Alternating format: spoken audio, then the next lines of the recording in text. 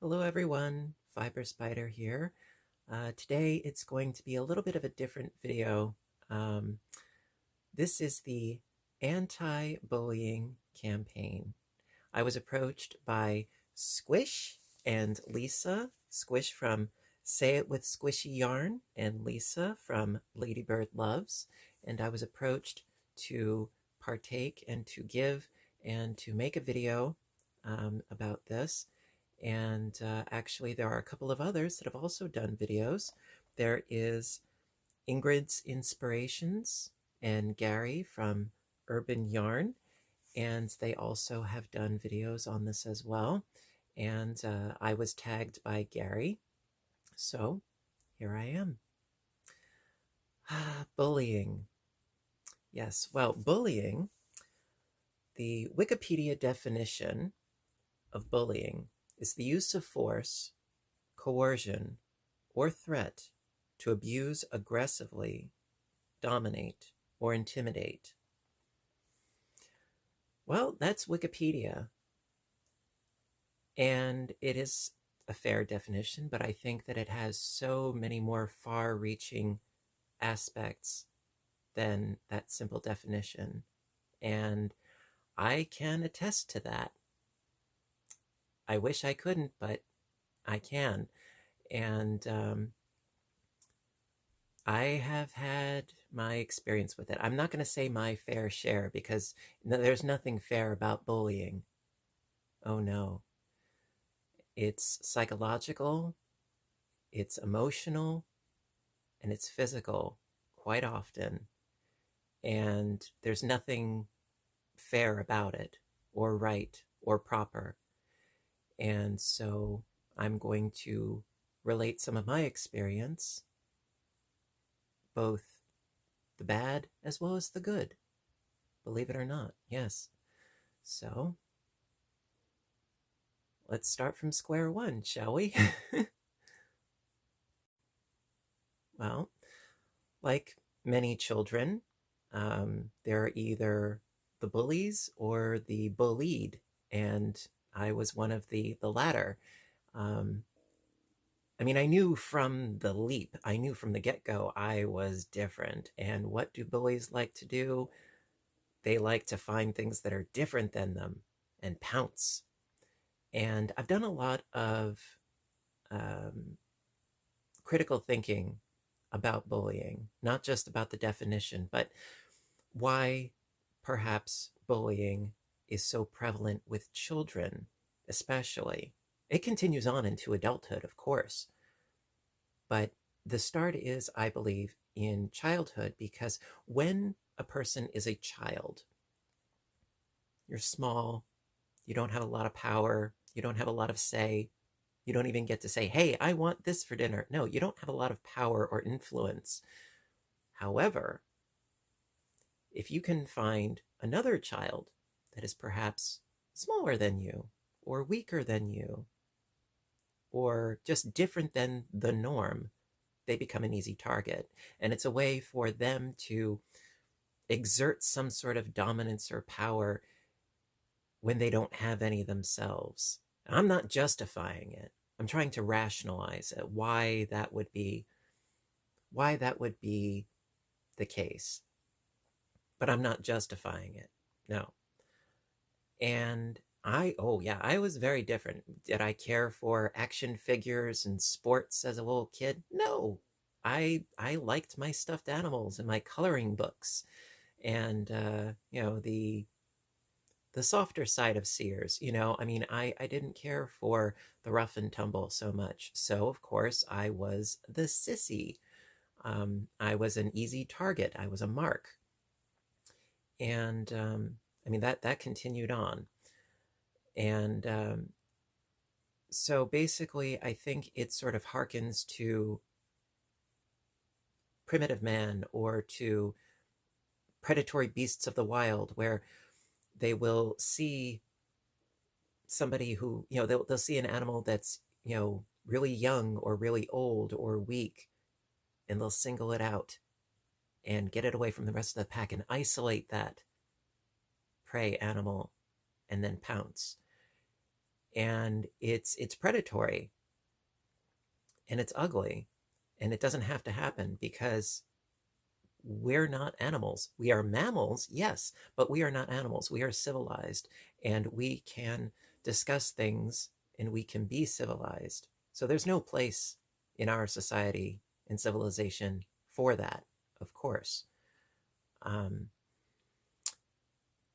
And so throughout school, yeah, I was bullied. I was bullied emotionally and mentally and physically all the time, starting in elementary school, and then middle school, it got progressively worse.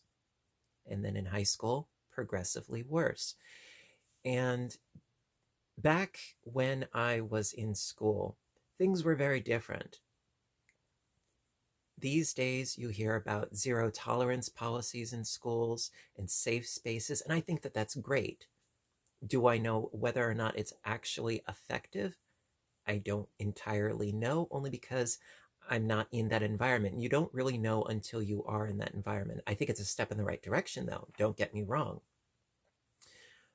Back when I was a kid, there was no such thing as safe spaces or zero tolerance, and therefore it was, oh, those are just kids being kids, or a blind eye would be turned, and it would be then my problem to deal with, not the principal or the vice principal or the teacher.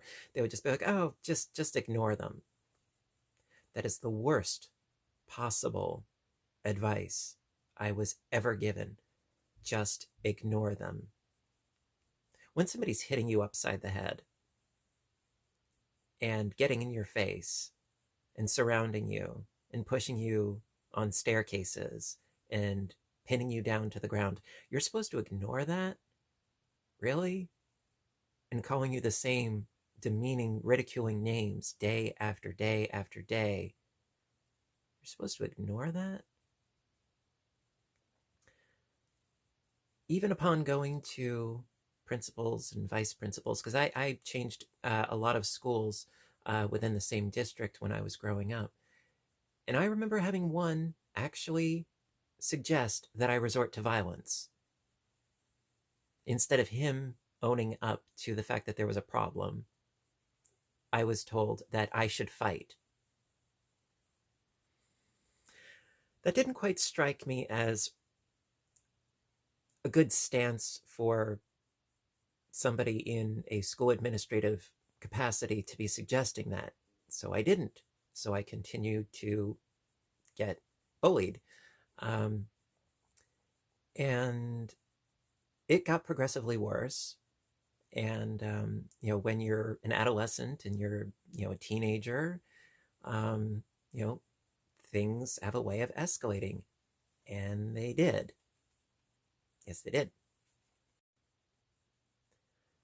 So around when I was 16 or so, that was when I figured out, I had the epiphany, oh, I'm gay. Oh, yeah. A lot of my peers, they picked up on it much faster than I did. Yeah, that's usually the case, right?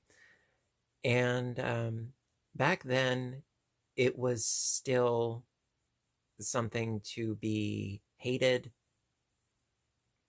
at large. It was something to be hated or shunned or shamed, much more so than it is now. I mean, it's not 100% accepted right now, but it's a lot better than it was.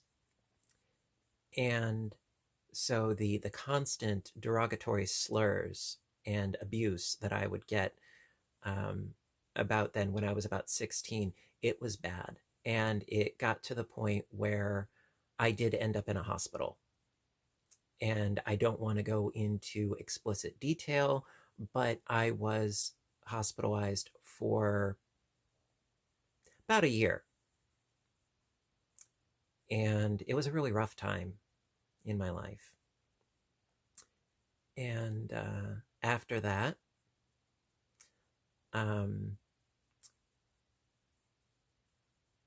I learned more about myself. And I learned that I'm not alone. And there are others out there that are like me. And, I mean, and not just local people, but no, there are so many famous people out there that are names of greatness and great doings and wonderful things. And yeah, they're also gay. Yeah. They're not just, the, you know, typical stereotypes that you see in movies and it's the butt of every joke. No, no, there are a lot of outstanding, dignified people in history. And they didn't have an easy time of it either, but they still strove for greatness. And so during that period, I found out a lot about myself and about the gay community and, well, the LGBTQ community. And I found strength in that, and confidence and pride, a sense of belonging. And as a result, I had a lot more confidence. And also, at about that time, I had ended up moving. And so, in my last year of high school, I was in a completely new school. And honestly, I think that that was the best thing that could have happened at that time. I was able to reinvent myself. I didn't have a history, and I know it's not possible for everybody to be able to just pick up and leave and move to somewhere else. This was circumstantial. It just happened to coincide with that. It was the best thing for me. And I was able to reinvent myself. And by about that time, all of a sudden, it wasn't quite the hated anomaly that it was. And I was able to come out of the closet on my own terms and with my chin held up. And you know what? By saying, yeah, I am gay, it was disarming. It took away the bully's power. And I know I'm going on this like really long sort of explanation of getting to where I am right now, but by owning it and taking away their ammunition, all of a sudden, they didn't have anything to say. It's like, oh, you're an effing F. Uh-huh, yeah, and your point is? Tell me something I don't know. What's your point? I mean, I wouldn't use those words, but yeah, tell me something I don't know. And it was disarming. And they're like, oh, yeah, well, yeah, like, and they didn't quite know what to do with it anymore because I was owning it. And I was just like, uh-huh, and your point? And it seems disturbingly simple, but it worked. It worked at disarming them. And I mean, for me, that worked. And for anybody that's been bullied for whatever reason, because you're different, because you're tall, short, fat, thin, wispy, you got funky hair, what? I mean, hey, I got funky hair, that's why I wear a hat. Own it, flaunt it. I mean, when a bully tries to dominate you and say, this is what you are, and you're like, uh-huh, and you could be a little bit more creative than that. It's like in the movie Roxanne, where somebody calls Steve Martin Big Nose. He's like, yeah, could you be a little bit more creative? And of course, sort of witty comebacks, they also help. They do. Sort of like, uh-huh, yeah, I'm gay. What, are you upset because you're not my type? It's like, don't flatter yourself, guy. Seriously. Or, I'm more of a man than you'll ever be and more of a woman than you'll ever get. I mean, that's another good one. But it doesn't have to resort to violence. And you don't have to hide your head in the sand either. No, you can hold up your head with pride. And I find that what helps is finding something that you are passionate about, that you can find strength in. And it's different for everybody, and everybody's solution is different. I'm not saying that what I did and my means of getting to where I am now would work for everybody. No, I'm not saying that. It's something to consider. It's something to think about. And also, when you're isolated, you're an easy target. Surrounding yourself with a couple people, a group of people that are similarly minded, your friends, your family, social workers, people out there to help and listen, not with sympathy, but with empathy, with open ears, not just glibly saying, oh, I'm sorry. No, no, no, no, no, no, no. Tell me more. Tell me how you feel. Are you okay? Oh, I'm fine. No, no, no, no, no. Okay, you're fine, but tell me, how are you? The whole nine yards. It's not a time to be glib. It's not a time to pass it off. No, communication, that's key. Expressing how you feel, having somebody listen to how you feel. Strength in unifying together. And you can get through it. It's rough. Oh, it's rough. I'd be lying if I said it isn't rough. It's rough. But you can do it. The hammer that is constantly trying to beat you down, you can take that hammer, you can disarm them, and you can take that hammer and you can build something beautiful with that hammer. You can create your own life. You can create something wonderful for yourself.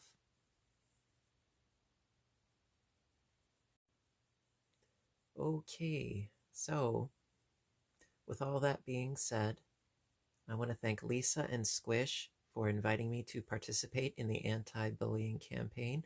Thank you. And thank all of you for watching.